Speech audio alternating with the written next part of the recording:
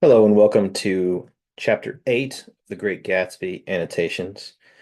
We're actually going to do two different passages from Chapter 8 because so much of significance happens in this chapter. This first one takes place after the events of Chapter 7, in which a lock was down. Gatsby and Daisy reveal that they've been having an affair. Tom basically rejects the premise and says, "No, thank you, you're not having an affair," and basically kind of provokes Gatsby into revealing his propensity for violence. And of course, this demonstrates to Daisy and everyone around that Gatsby's gentlemanly like projections perhaps are not as authentic as we had been led to believe. It basically like punctures that balloon, and Daisy's faith in him or her confidence in his ability to sort of like give her the lifestyle that she's become accustomed to begins to sort of fade. They go home in Gatsby's car, and of course, along the way, we learn that Myrtle Wilson, unfortunately, seeing the yellow car and believing it to be Tom's, rushes out into the street, basically saying, like, "Tom, take me with you." And instead of being given what she's sort of been promised the whole time, which is access to the American dream and the elite way of living, unfortunately, the car runs her over.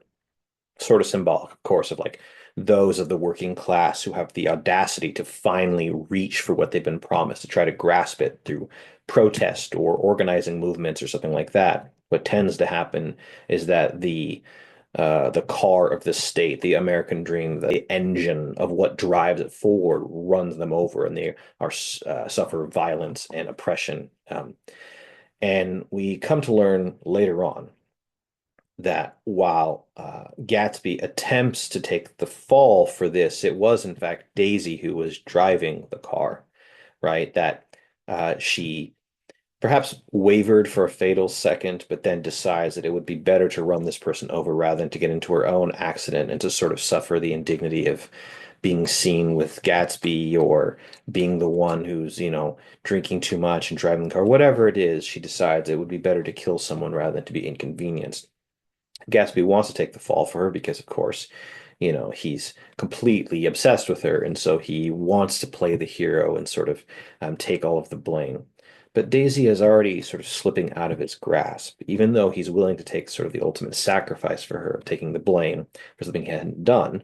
She is starting to really not care about him as much. She's beginning to, as almost like an asteroid who's hurtling through a star system. For a while, she's sort of capturing his his gravity, but Tom is the larger star. He's the one with the most dominance and the most power, and the most class, and the most everything.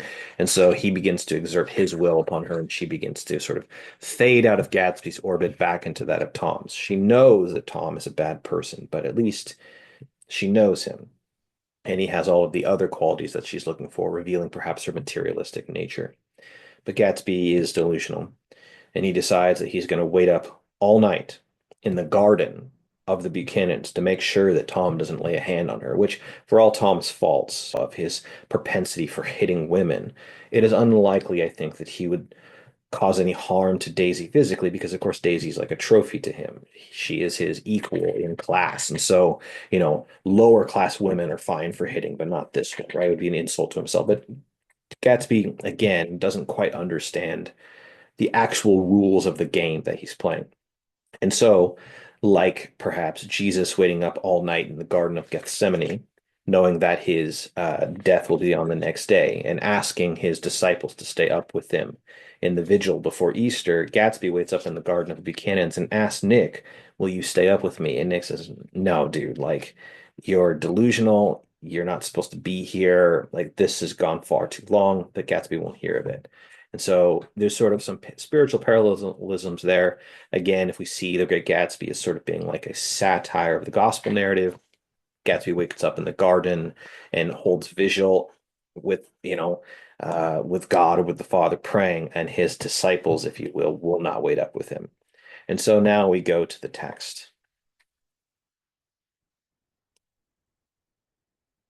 Nick goes home, but he can't really sleep. Like he's witnessed a lot of wild stuff today. He's witnessed a marriage almost broken up and then not broken up. Gatsby reveals himself to be violent. Someone died. Tom and Daisy are back together. A lot's going on. And so it says, "I couldn't sleep all night." A foghorn was groaning incessantly on the sound, and I tossed half sick between grotesque reality and savage, frightening dreams. All right, so he's uneasy. Again, we have this word groaning. I think that Fitzgerald uses the term groaning quite a lot, but almost always to describe things which are inanimate. In a previous chapter, it says that a taxi groans away, and the foghorn is groaning over the water, and it's just keeping him up. It's almost like he's being haunted by what he's seen. So he tosses and turns, but can't go to sleep. Toward dawn, I heard a taxi go up Gatsby's drive, and I immediately jumped out of bed and began to dress. I feel as though I had something to tell him, something to warn him about, and that morning would be too late.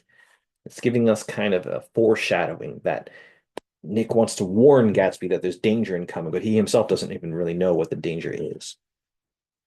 So some foreshadowing there.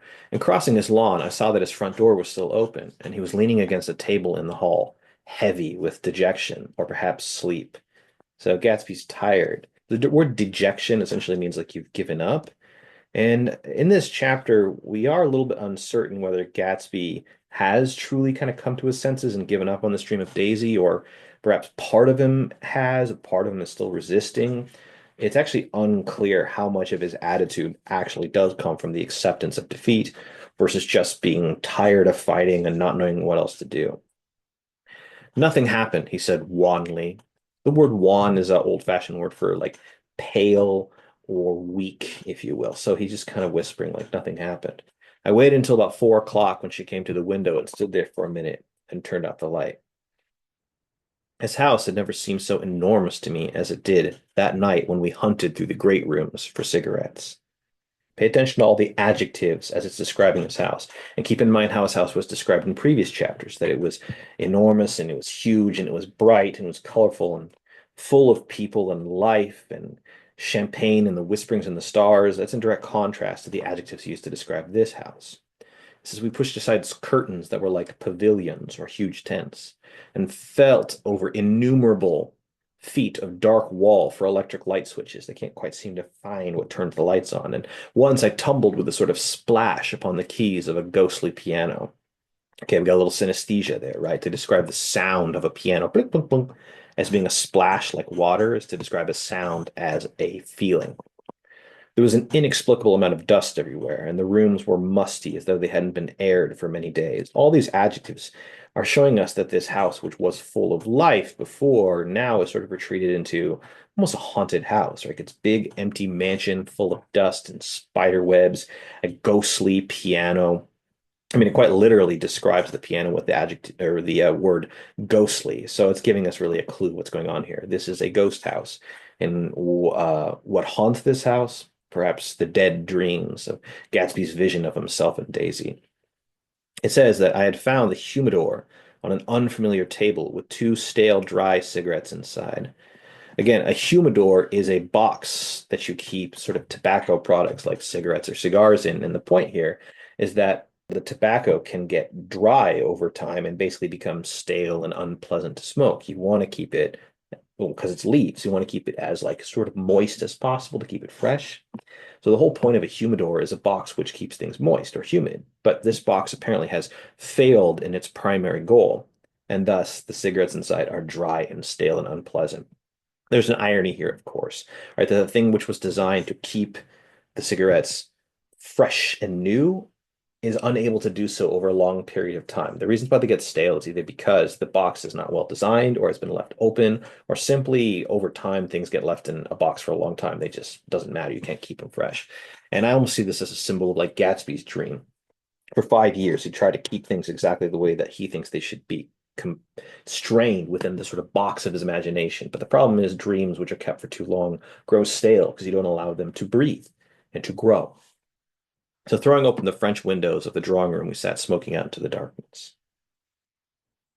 You have to go away, I said. It's pretty certain they'll trace your car. I mean, yeah, a bunch of people saw him run over a lady. They can describe his car. It's not exactly like a car which doesn't stand out. It's a big yellow roadster. But Gatsby says with confusion, go away now, old sport? Yeah, go up to Atlantic City for a week or up to Montreal. But he wouldn't consider it. He couldn't possibly leave Daisy until he knew what she was going to do. I mean, today it would be really easy to trace the car. Right? Today we have all kinds of like forensic science that would help us. We would have, traffic cameras and be able to trace the blood on the bumper. But apparently, in this time period, all you'd have to do to escape the law is just like drive to New Jersey or perhaps to, French Canada and let it blow over for a few weeks and then go away. So the times definitely had changed. But Gatsby is still refusing to admit that A, he's in danger, and B, that Daisy is never coming back. He says, I can't leave Daisy until he knows what she's going to do. I mean, he's still waiting on an answer, which has pretty much already been given. He was clutching at some last hope, and it couldn't bear to shake him free. Just, he knows, but he doesn't. He's still somewhat in denial. He cannot believe that the dream is over. And it was this night that he told me the strange story of his youth with Dan Cody. He told it to me because Jay Gatsby had broken up like glass against Tom's hard malice, and the long secret extravaganza was played out. Some interesting information here. So we learned in chapter 6 all of the background information, the true story of Jay Gatsby or James Gatz, and how he invented himself out of Dan Cody. Apparently, we learned that information in chapter 6 here in chapter 8. This is when Nick finally gets the down low about who this guy actually is. And when it says that Jay Gatsby had broken up like glass, it's in quotation marks because it's telling us that not that, he actually died or broken up, but that his persona that he had been building for so long had been broken up like glass. It's an interesting simile here, right? It reminds us of when we were describing Gatsby's car. And it says that Gatsby was sort of enshrined behind multiple layers of glass that reflected the light of dozen suns.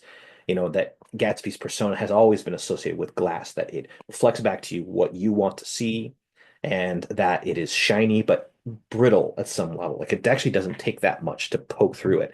And in this case, what broke through Gatsby's glass persona is Tom's hard malice, describing him almost like a rock. I normally think, okay, the rock gets thrown at the glass and shatters it, but it almost inverts that relationship. It tells us it's not so much that the rock of Tom's malice, his evil intent or his stubbornness, breaks Gatsby's glass because it's thrown at it. It's almost like the other way around. With the Gatsby's glass just got close enough to Tom, it pressed itself onto his hard malice and shatters, as though Tom is the immovable object. And Gatsby thinks that he's the irresistible force, but no. He throws himself at Tom, and Tom breaks him. And the long secret extravaganza, the life that Gatsby built for himself since he met Dan Cody, it's played out. It's over. And Nick says, I think he would have acknowledged anything now without reserve, but he wanted to talk about Daisy. I'll tell you the truth about anything because I'm kind of broken, but all I'm obsessed with is Daisy, Daisy, Daisy. And here we learn a little bit more about Daisy's backstory and the way that they met. She was the first nice girl he'd ever known. Why are we putting the word nice in quotation marks? We're supposed to understand that there's some other implication to this word nice. Does it mean that she was kind? Does it mean that she was polite? Probably not, because that's the conventional meaning of the word. Why would we need quotes? I think we're supposed to understand the word nice has to do not with her personality, but with her position. She is a nice girl, meaning that she's of a nice family, i.e., a rich and well-established and respectable family. So when we say nice, what we mean is rich. It says that Gatsby, in various unrevealed capacities, had come in contact with such people, meaning people that are of a higher class than him, but they're always with an indistinguishable, indiscernible barbed wire between. Right? You can interact with people of a different class, but there's always something which separates you. And this metaphor of the barbed wire is kind of interesting because, well, we know that at this point in his life, Gatsby is a soldier about to be sent to the front in World War One. So it's almost like him getting into the upper class is a war that he's trying to fight, and there's a barbed wire that's keeping him away from his objectives. It says he finds her excitingly desirable. He went to her house, at first with other officers from Camp Taylor, then alone. It amazed him. Wait. So this is the story of how Gatsby meets Daisy and falls in love with her. But I want you to note in this paragraph how much attention is paid towards describing the house. Does it say here that he went to her house and she amazed him? No, it's not she amazed him. It amazed him. Well, what's the it? The house. As you read this, Read it as he seems to be falling in love with the house, and the fact that she lives in it is merely incidental. He went to her house, at first with other officers from Camp Taylor, and then alone. It amazed him. He had never been in such a beautiful house before. But what gave it an air of breathless intensity was that Daisy lived there. It was as casual a thing to her as his tent out at camp was to him. There was a right mystery about it, a hint of bedrooms upstairs, more beautiful and cool than other bedrooms, of gay and radiant activities taking place through its corridors, and of romances that were not musty and laid away already in lavender, but fresh and breathing and redolent of this year's shining motor cars, and of dances whose flowers were scarcely withered. Man, describing a lot about the house, and Daisy happens to live there, but mostly it's the house which is full of romance. We got a lot of interesting stuff going on in terms of the writing here. There's a lot of polysyndeton, a lot of not laid away already in lavender, a sort of metaphor for clothes that you put away for the season with lavender to make them smell good, but instead it's fresh and it's breathing, it's now and it's new, breathing and fresh and breathing and redolent, meaning smelling of this year's shining motor cars and of dances whose flowers were scarcely withered.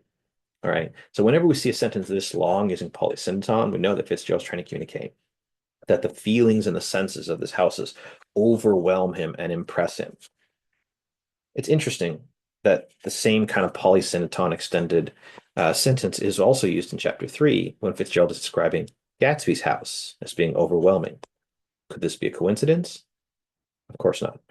And now a lot of Gatsby's plan comes to light. What is his plan? Well, I got to get Daisy to come to my house with my parties and overwhelm her senses. But if that doesn't work, then I have to get Jordan to ask Nick to ask Daisy to come to his house so that I can take her to my house. It's always about the house and the house and the house.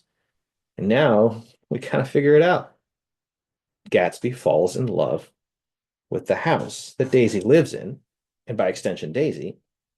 So how do you get Daisy to fall in love with you? He's trying to simulate his own experience, the exact same method. I fell in love with your house and you. Therefore, I want to get you to fall in love with my house and me. I want to make you feel the same way that your house made me feel, which is kind of sad because he's doing all of this stuff, this built his life around trying to create this experience for another person. And the reason why he's excited by her house is because he's never been rich before. But Daisy's used to this kind of stuff. Is she likely to be that impressed by his grandeur?